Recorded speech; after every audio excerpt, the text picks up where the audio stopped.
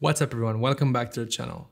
Today's video is all about my video workflow from the minute I'm done shooting until the final delivery and the storage solution. My workflow is a 5-step process. So this video might be a little longer than my usual videos, but bear with me, and I have all the different timestamps in the description below so you can maneuver through them and just look at the one you're interested in. But yeah, watch the whole video. All right, let's jump right into it.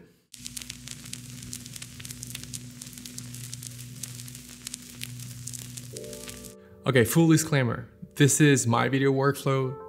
It might be flawed. You might do things differently. If you do, please let me know in the comments down below how you would improve this workflow. I'd be more than happy to read that. Step number 1. All right, the first thing I do whenever I'm done shooting is that I'm taking my laptop out if I'm on location and I don't have time to drive back to the office, or if I have the time, I'm driving back to the office, sitting on my computer, and I'm creating the same folder structure for all my projects. I think you need to do that for the following reasons. First, it makes the whole editing process a lot easier when you know exactly where everything is. Graphic designs, raw footage, music, sound effects, you name it. When you have the same folder structure for all your projects, it makes it a lot easier. It makes also a lot easier working with other people. Most of the time when you're working on larger projects, you're not gonna be working on that alone. That means that you might be working with another editor, might be working with the colorists, sound designers, and if everything has the same logic all the time, they're more likely to find whatever they need when they need it. Forgot to mention, I'm never editing on my laptop's hard drive. I'm always editing on an external SSD. As I said before, if you're working with multiple people, you can just pass around that SSD and they edit straight into that. All right, so my folder structure looks like this, and I do that for every project. The first thing I do, opening a new folder, obviously with the name of the project, I'm creating the 3 following folders. Number 1 is edit.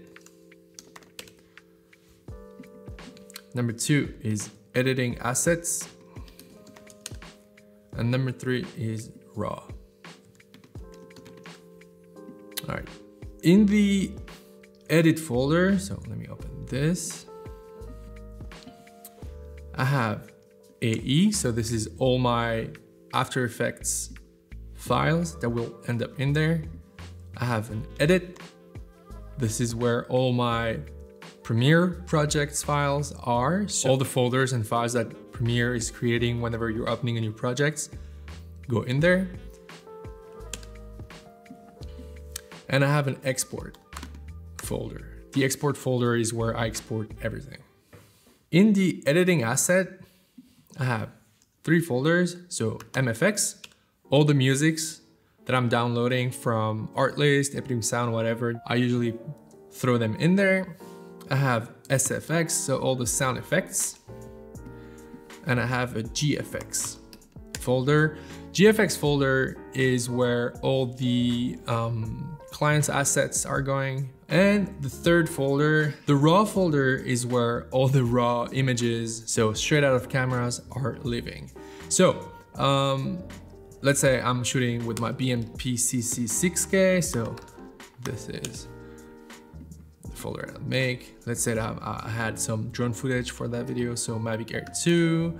I did some 6 stunts with my GoPro, so GoPro.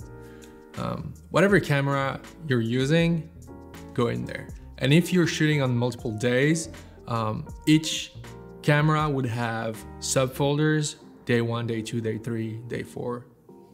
You get the gist of it, right? Now that the folder structure is made, I'm importing all the files, all the raw images that I shot. So I'm taking out the SD card from my camera, or my Samsung T5 SSD if I'm shooting on my Blackmagic, and I'm importing everything in that folder. Also, most of the time when it comes to music, I like to research music before the shoot. So I might have a couple inspiration musics that would go in the MFX, and then I'd have all the client's assets would go in GFX. All right, so now here comes the backup. Step number 2 is the backup. So as I mentioned, everything's on my SSD, but now I have to make sure that all the footage that I have shot is safe. So what I do, I'm backing up on these 2 drives, the same folder structure that I have on my working disk, and this one lives in the office, and this one goes with me wherever I go, and is staying at home when I'm at home. So if there's a fire in my office and I'm losing my working drive and my backup number 1, I have a backup at home, safe, and I can edit from there. So whenever I'm working on the project and it's not delivered to the client, I'm using those. So step number 3 is I'm importing the files into Premiere. So what I'm doing is I'm bringing the editing asset folder and the raw folder into this bin here. Please bear in mind that only the folders that have something in it will be imported. That means that if your SFX folder, for instance, is empty, it will not be imported. But you can always import it later, right? I'm nothing in my folders now, so I'm not showing you how it's done. And the last thing I do in Premiere before starting editing is that I'm adding a new bin and I'm calling it SCQ. And this is where all my sequences would live. So I have SCQ there and all my different folders. And whenever you're ready to import, like as I said before, if your SFX folder is empty and you're ready to import it afterwards, just import it whenever you're ready. So step number 4 is editing and exporting. This is pretty self-explanatory, so I'm not going to talk about it in this video. If you want to see something about editing or exporting, just comment down below and let me know what's up.